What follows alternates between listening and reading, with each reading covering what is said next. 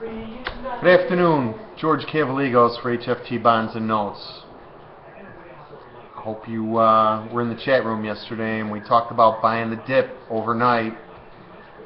Not many people were in the chat room when we talked about it. I think I saw, a couple handfuls. That was about it. And no video last night. Was a bit under the weather. Still fighting, a little bit here. Obviously, you can see the, this stuff, but it'll be better. Tomorrow we have the big non-farm webinar with Ashraf, myself, and Fari. Come and join us. It's free. You guys all love that free stuff, like these videos, free. If it's free, it's for me. Well, you missed that one yesterday because you weren't in the chat room, and we talked about, buying the bonds and notes overnight. And that one worked like a charm. Of course, I got out too early, as I usually do, but that's okay. We had a good morning, and, I almost left early again. Still, like I said, fighting this bug, but I wanted to see how this played out. It went a lot further than I thought, actually. We filled the roll gaps that the market left on the rollover into the June contracts here, and we've been fighting that trade for a long time. I think the market took a long time to get back up to these gaps. I think darn near a month and a half. Oh, a lot of angst, a lot of turmoil. We finally got them filled. The market did put up a big outside day today. We also put up a big trend day. We never really pulled back much and never gave you a chance to buy any kind of dip or buy any weakness. It's the hardest trade in the world to close your eyes and hold your nose and buy strength, especially in these treasuries. But that's what we had to do. I can only do it one time this morning, unfortunately. So moving on here. Interesting stuff in the S&Ps. You guys that have been around here and you've heard my comments over the last couple weeks about the S&Ps being in a fifth wave. It's kind of an oddball one. But I think we're breaking out of what looks like some kind of ending diagonal. It projects back down towards a couple previous lows. I think we're looking at probably 5 to 10% correction over the next month. Maybe it'll take longer. It's the old sell in May and go away kind of thing. Well, I posted a seasonal chart on Bonds and Notes.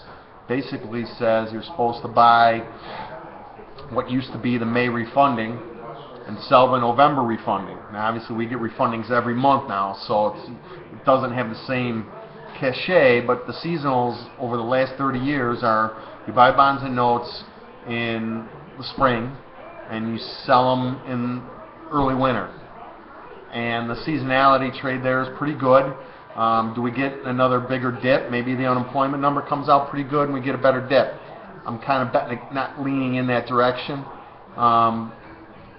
We're looking at higher prices in bonds and notes is basically what I'm trying to say here.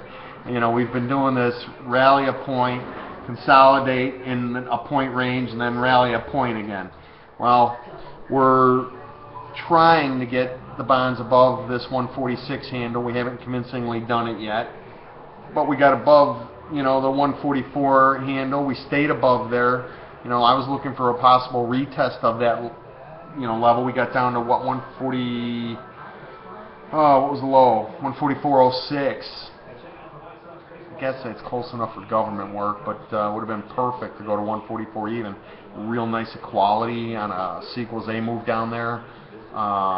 Real nice equality doesn't always work. Sometimes you get triangles where the market gets in these narrower and narrower ranges and then breaks out. Last night we only had a 5-tick range in the bonds and a 2.5-tick range in the notes. When you see those types of things, some people call them coils. Wyckoff called them apexes of triangles. Look for a big move. I didn't expect it to be this big, especially with non-farm payroll Friday, but we were ready for this move. And hopefully, if you guys caught my commentary yesterday, it was worth something to you, hopefully. Tomorrow, day before non-farm. Tonight, the BOJ, they're going to ease. Just how much and when. Those are the only questions. Tomorrow, the ECB. Are they going to ease? Most people are saying no. They could. Rates there are about the highest in the world, I think, at this point. for the developed countries. And then tomorrow we have jobless claims, and then we roll right into non-farm payroll. I want to buy dips. I guess the old highs, 132. What was it? 132.11, 132.08 on the 10-year. 145.06, 145.04 on the bonds. I think it was 04. Yeah, 145.04 was the old low, or the old high. Sorry. Want to buy those dips and see what happens. I would not be surprised to see those longs if I do get that opportunity get stopped out tomorrow. Like I said, it's the day before non-farm payroll. We're still in this pattern where you get one up day, one down day, one up day, one down day. Tomorrow will be interesting. Do we break that pattern? That will be a big tell. It's a lot. It's enough.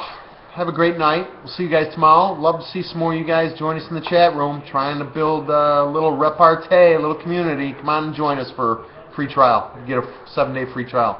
Have a good one. Good night.